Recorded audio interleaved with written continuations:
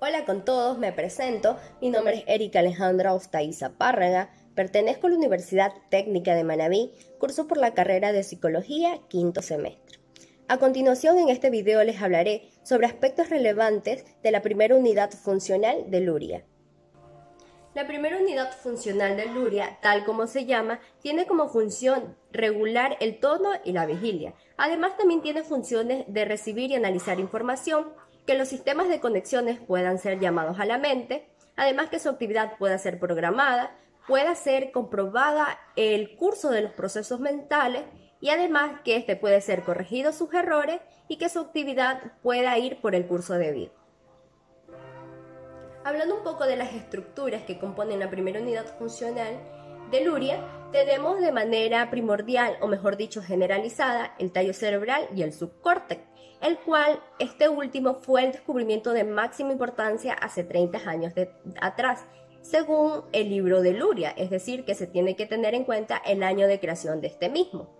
En este descubrimiento se desmiente que las estructuras que mantienen el tono cortical nacen del córtex, sino debajo de él que se encuentra el subcórtex. Este tiene una estructura de red nerviosa en la cual se encuentra parte de las células nerviosas que se encuentran conectadas entre sí. Dentro de los aspectos que quiero resaltar en la primera unidad funcional de Luria está una patología del sistema reticular descendente. Bueno, esta se detalla que cuando sucede una activación general del córtex, la excitación de la formación reticular del tallo cerebral, que este pertenece al sistema reticular descendente, origina un esfuerzo de las reacciones motoras a los estímulos. Se descubrió el importante hecho de que cuando sucede una lesión de estas estructuras, puede haber un descenso agudo del tono cortical, además de la aparición de un estado de sueño, pero este mantiene sincronización en un encefalograma, pero muchas veces también se puede ver un estado de coma. Hablando un poco de las formas principales de activación del tono de actividad del sistema nervioso central, encontramos tres. La primera forma de activación son los procesos metabólicos del organismo, que mantienen el equilibrio interno del organismo, que están conectados a procesos tanto respiratorios como digestivos, que están regulados por el hipotálamo. Este se encuentra conectado con la formación reticular vulvar y el mesencéfalo. Esta conexión es importante en la activación vital. La segunda fuente de activación estaba relacionada con el ingreso de estímulos del mundo exterior del cuerpo, por tanto participaban órganos sensoriales. Un importante descubrimiento en este tiempo fue el reflejo de orientación o activación, en el cual este estaba relacionado con regiones inferiores, regiones superiores del tallo cerebral, regiones talámicas no específicas y también el sistema límbico. La tercera fuente de activación es el lenguaje. Cada intención que ésta tenga implica una meta, por tanto, evoca un programa de acción para cumplir la misma. La actividad del lenguaje liga el nivel cortical, además de los sistemas funcionales del cerebro y conexiones entre los niveles superiores del córtex y la formación reticular subyacente. Mencionando también otros aspectos de esta unidad, tenemos las leyes neurodinámicas que caracterizan el estado óptimo del córtex. Estas se deben gracias a Pavlov, en la que podemos mencionar la ley de fuerza, en la que dice que todo estímulo fuerte evocará una respuesta fuerte. Por tanto, todo estímulo débil evocará una respuesta débil. Mencionando también las características del tono cortical, tenemos el estado óptimo, que este es visible cuando hay el cambio de una actividad a otra.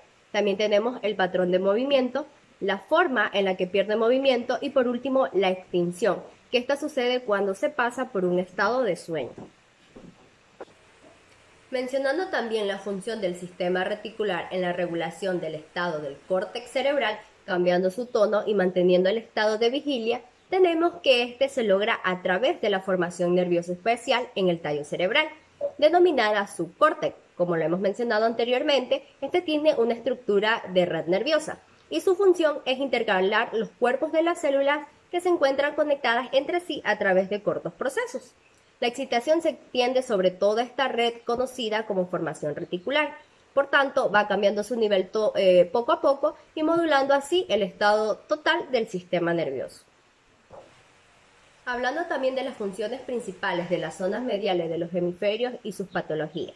Bueno, las zonas mediales de los hemisferios cerebrales pertenecen principalmente al paleocórtex, al archicórtex y al córtex intermedio. Sus funciones principales comprenden los procesos de conciencia y memoria, además de la regulación del estado general, la modificación del tono cortical y el control sobre las inclinaciones y emociones. Por tanto, las patologías relacionadas a esta zona comprenden los defectos de la memoria, que se refleja en una disminución del tono cortical, además de las alteraciones de la conciencia, orientación y de la conducta.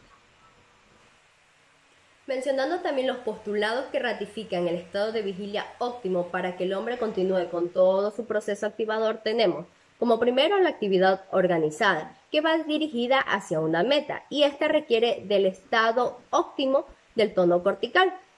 Como segundo postulado tenemos la ley de fuerza, que como lo mencionamos anteriormente, esta nos dice que todo estímulo fuerte evocará una respuesta fuerte, y por tanto todo estímulo débil evocará una respuesta débil. Y por último está relacionado con las estructuras que regulan el tono cortical.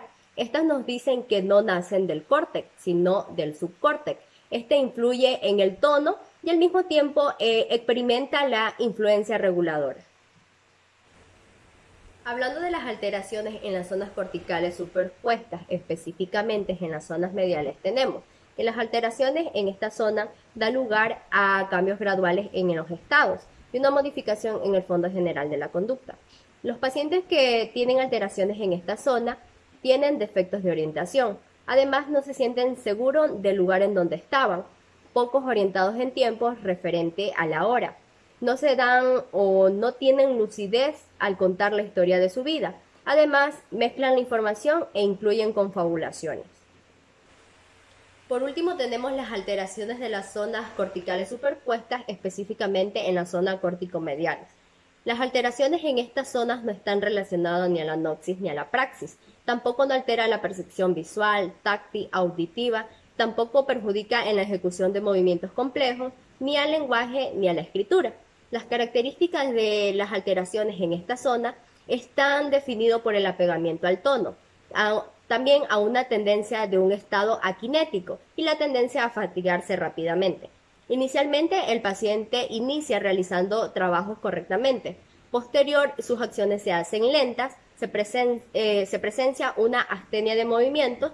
Luego, también puede incluir que ellos no responden preguntas por las fatigas de su estado patológico. También entre estas alteraciones se presentan que puede llevar cambios afectivos, pero que no son igual o son distintos al síndrome frontal.